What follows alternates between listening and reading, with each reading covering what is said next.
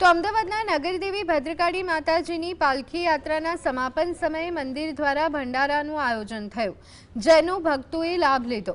ભંડારામાં પૂરી, ફૂલવડી, શાક, દાળ, ભાત સહિતની વાનગીઓ તૈયાર કરી ભક્તોને પીરસવામાં આવી। અંદાજે 8 થી 10 હજાર ભક્તોએ ભોજનનો પ્રસાદનો લાભ લઈ ધન્યતા અનુભવી હતી। ભંડારા માટે 400 કિલો ફૂલવડી, 500 કિલો ભાત, 300 કિલો દાળ અને 2000 કિલો લોટની પૂરી તૈયાર કરવામાં આવી હતી।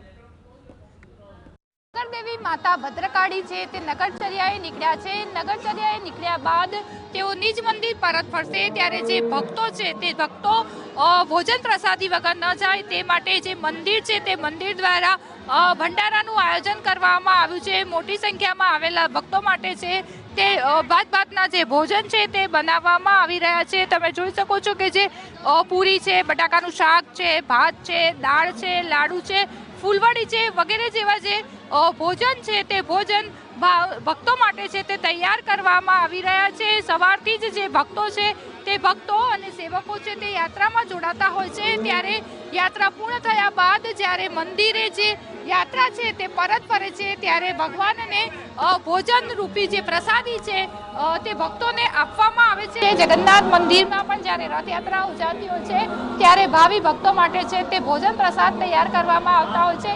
તેવી જ રીતે જે નગરદેવી ભદ્રકાળી માતાની નગરચર્યા દરમિયાન પણ ભોજન પ્રસાદી તૈયાર કરવામાં આવે છે।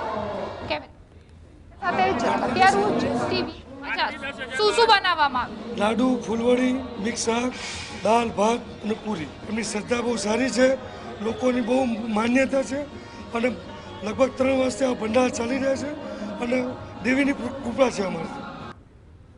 3 વર્ષથી ચલાવીએ છીએ આ રસોડું। 1500-1600 કિલો બટાકા છે, બીજું શાકભાજી છે, અંદર રીંગણ છે, ફુલાવર છે, બધું મિક્સ છે।